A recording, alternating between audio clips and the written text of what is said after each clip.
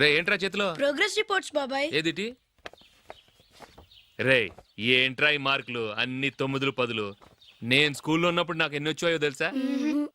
అన్ని 80లు 90లు. నా ఇన్స్పిరేషన్ తో బాగా చదువుకొని నాలాగా పైకి రావాలని కోరుకోండి. వెళ్ళి మీ నాన్నకి చూపించండి. డాడీ ఈ ప్రోగ్రెస్ రిపోర్ట్స్ మీద సైన్ చేయండి. ఏంట్రా ఈ మార్కులు 8లు 9లు? ఇలాగే చదివారంటే మీరు మీ చిన్నాన్నలాగా ఎందుకు పనికి రాకుండా పోతారు?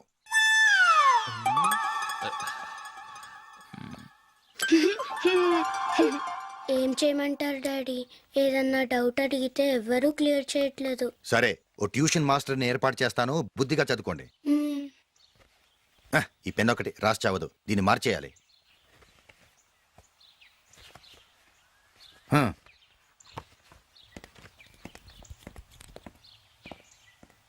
అన్నయ్య ఏంట్రా?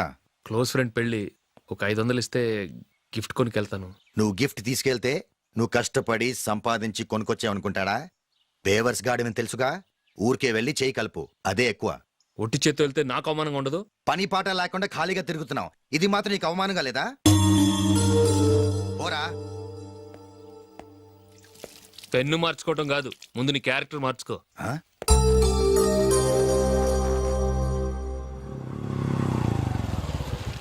రా వెళ్దాం. ఏమన్నాడు? టెలిఫోన్ బిల్ కట్టమని డబ్బులు ఇచ్చాను కదా, కట్టావా? కట్టాను మావా. చేతిలో ఏం లేదు, పెళ్లి గిఫ్ట్ ఏం తీసుకుంటాం లేదా? లేదు మావా, వాడు నేను బెస్ట్ ఫ్రెండ్స్.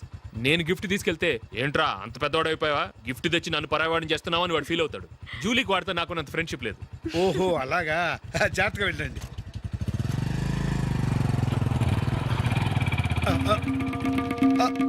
అరే అల్లుడు, అల్లుడు, అల్లుడు, ఆగు, అల్లుడు,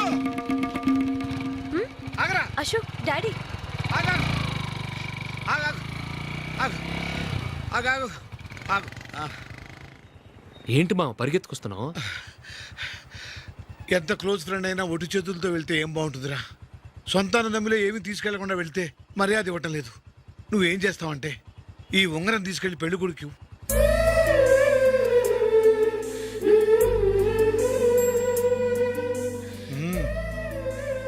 వద్దు మా. తీసుకెళ్ళరా. సరే తొందరగా వచ్చేయండి. అలాగే.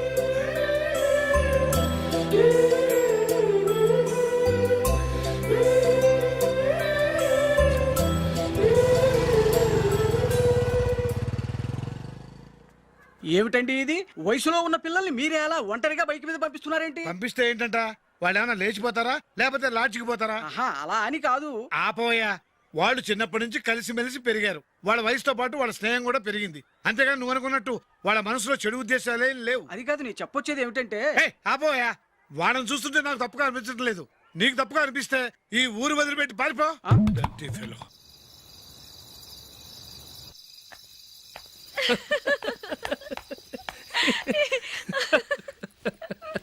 ఏంటంత పగలబడి నవ్వుకుంటున్నారు? ఏం లేదు నాన్న. అదేదో నాకు చెప్తే నేను నవ్వుతానుగా.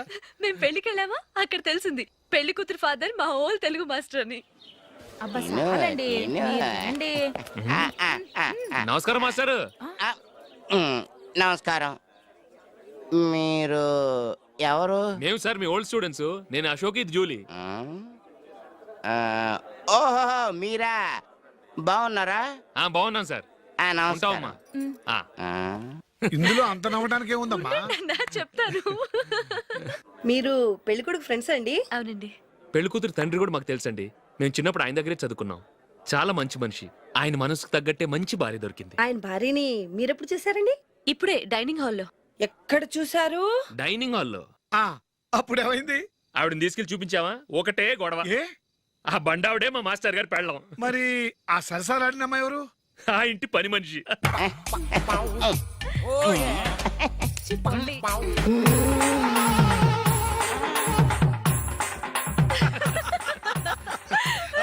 తర్వాత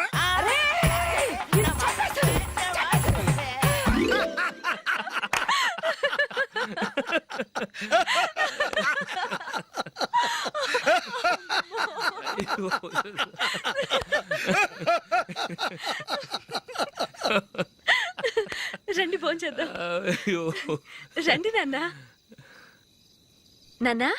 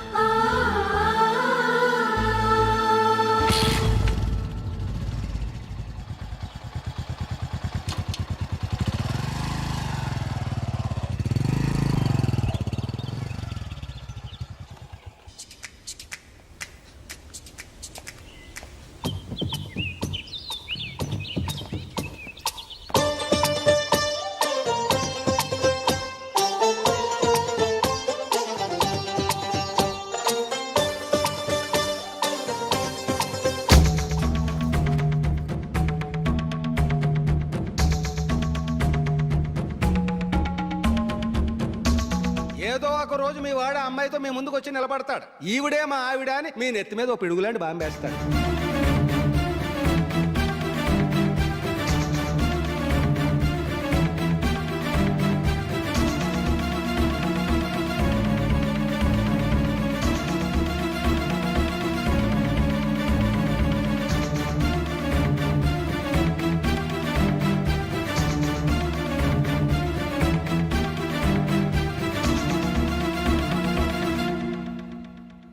నీతో మాటలేంట్రా?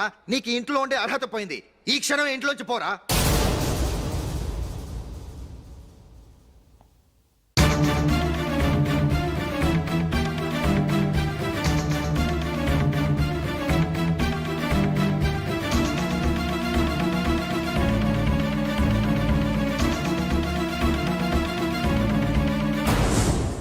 వెళదామా? మేమెక్కడికి?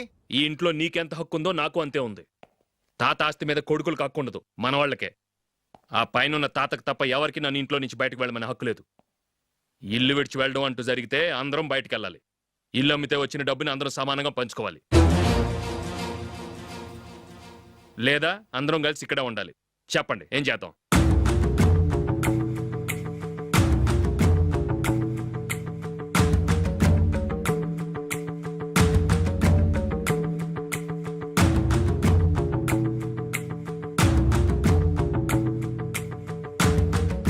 ఇక్కడే ఆడవ మనం.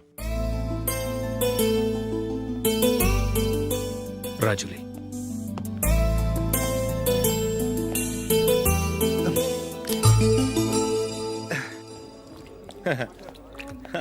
Your bill, sir.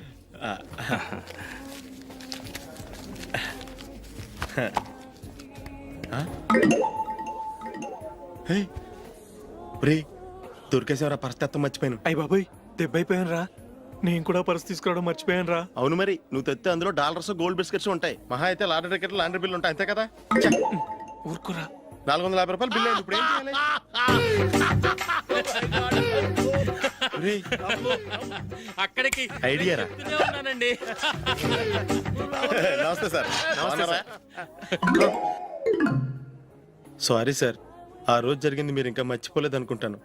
నేను తప్పు చేసి మిమ్మల్ని ఇరికించాను సార్. దానికి నేను చాలా ఫీల్ అవుతున్నాను సార్.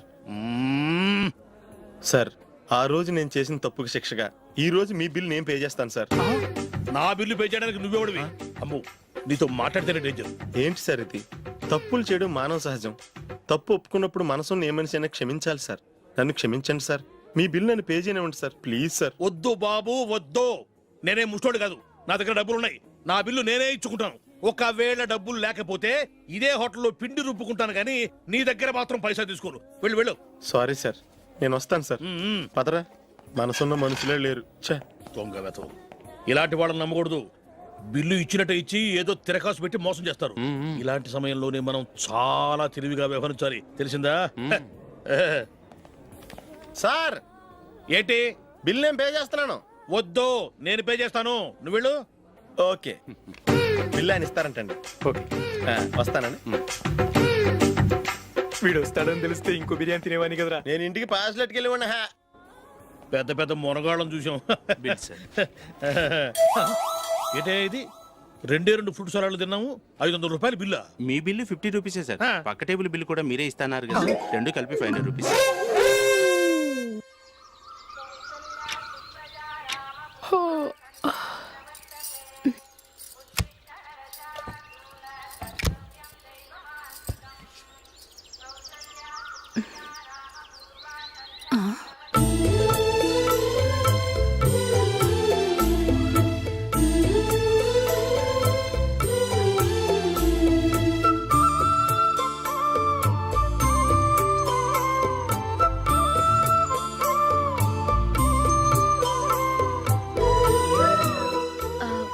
రంగుల ముగ్గు ఒకటే నాకు తెలుసు. మీరెలా వేస్తారో నేర్పిస్తే రేపటి నుంచి అదే వేస్తాను. కాఫీ రెడీ చేశాను. నేను పిల్లల్ని లేపి స్నానం చేయిస్తాను. మీరెళ్ళి అశోక్ వాళ్ళ అన్నయ్య గారికి కాఫీ ఇవ్వండి. టిఫిన్ రెడీ చేస్తాను. మీరు తొందరగా స్నానం చేసి రండి. ఈ చెద్దన్నం బయటపడేమ్మా. బయట పారేయడం ఎందుకు? నేను దీన్ని రుబ్బి వడియాలు పెడతాను.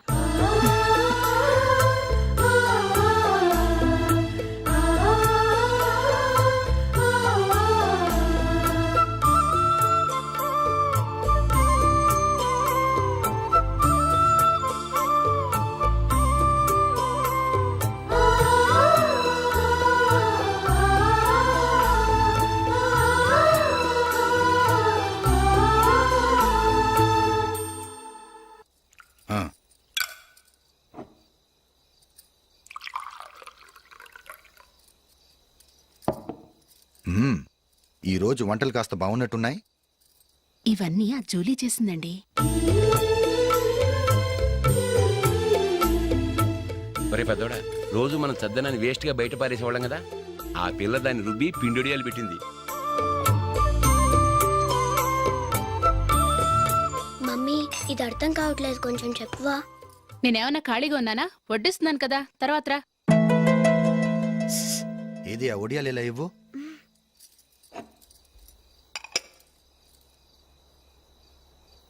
మమ్మీని డిస్టర్బ్ చేయకండి, నేను చెప్తాను, సరేనా?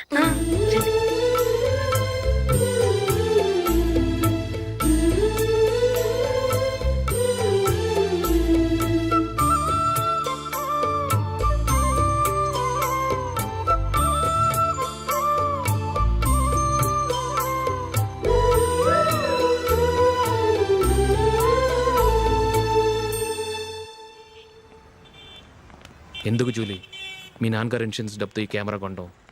క్రికెట్ టీంలో సెలెక్ట్ అయ్యే వరకు నీకు ఇదే ఉద్యోగం. టీంలో సెలెక్ట్ అయ్యాక లక్షలు సంపాదిస్తావు కదా, అప్పుడు నా డబ్బులు నాకు ఇచ్చే. ఓకే? ఓకే. స్కూల్కి టైం అయింది, వస్తాను. బాయ్. రండ్రా.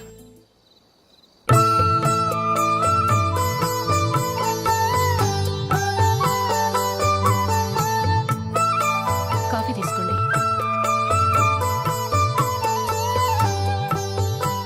కాదు, నేను చెప్పిందే కరెక్ట్. నేను చెప్పిందే కరెక్ట్. మీ ఇద్దరు కాదు, నేను చెప్పిందే కరెక్ట్.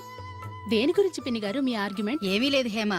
సీతారాములు తొలి దీపావళి ఎక్కడ జరుపుకుని ఉంటారంటుంది విశాలాక్షి. ఒక్క సీతారాములేంటి, పెళ్ళైన వాళ్ళు ఎవరైనా తొలి దీపావళి అమ్మాయి వాళ్ళ ఇంట్లోనే జరుపుకుంటారు. వాళ్ళని బట్టి చూస్తే వీళ్ళ దీపావళి కూడా మిథిల్లోనే జరుగుంటుందంటున్నాను నేను. తప్పంటుంది శశికళ. తప్పుగాక మరేంటి, మిదిల్లో ఎలా జరుపుకుంటారు? పెళ్ళవగానే వాళ్ళు అడవికి వెళ్లేదా? తొలి దీపావళి అక్కడే జరుపుకొని ఉంటారు. ఆ కారడవుల్లో దీపావళి ఎలా జరుపుకుంటారు?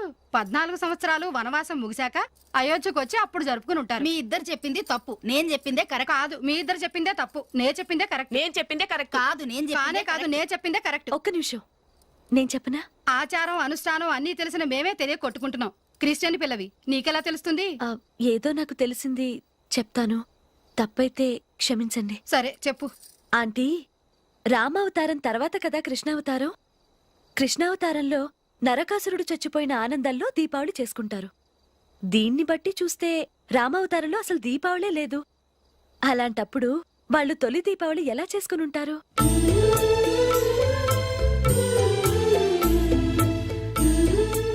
పర్వాలేదే, ఓ క్రిస్టియన్ అమ్మాయి అయ్యుండి మా పండగల గురించి బాగా తెలుసుకున్నావే.